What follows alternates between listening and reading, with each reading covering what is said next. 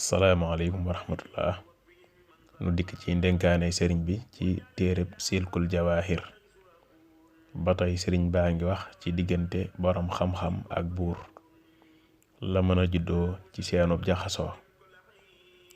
mu ne alfudaylu nee ne ñooñ xam-xam borom xam-xam yi bu ñu aaroon xam-xam ñoŋal ko te teral ko wàcc ko ci barab bi ko yàlla wàcc moom xam-xam tañ nay ci seen diine duñ jaxasoo kenn ba mën a jël dara ci seen diine. nee na boo boobaa borom doole yi note nga xam ne ñooy am doole ji ñëpp danañ daal di toroxlu suufe ci seen kanam ñu borom xam-xam yi. nit ñëpp danañ womatu wut si leen. lislaam daat ciy tedde ñooñ lislaam daat ciy tedde waaye nag defuñu ko, dañoo wàcc seen bopp rek. lépp luñ mën a am ci àdduna baax na, duñ faale wàññi gami wàññi seen diine. ñu jël xam-xam di ko joxe ngir jël li ci loxoy nit ñi, su ko defee loolu indi leen toroxtaange ak doye di ci nit ñi.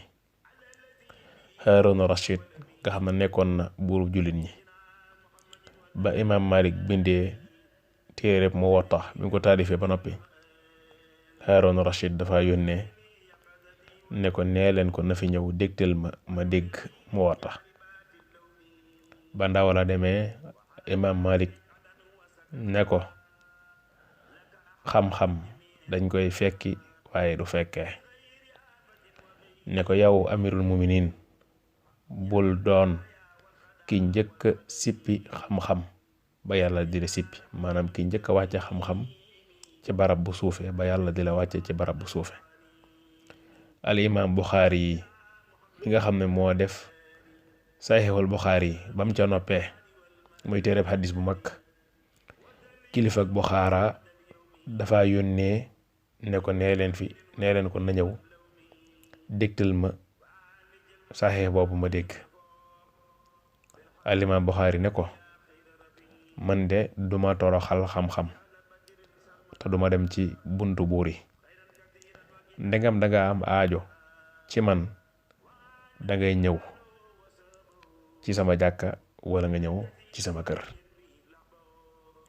Sufyaan Suuri waa këram dañ ko bindoon ab bataaxal di ko jàmbat ñàkk gu metti ne ko bu àndoon nag ñun ci buur de mu dimbali ñu sax ci aslëf ba suñ ñàkk gi wàññeeku.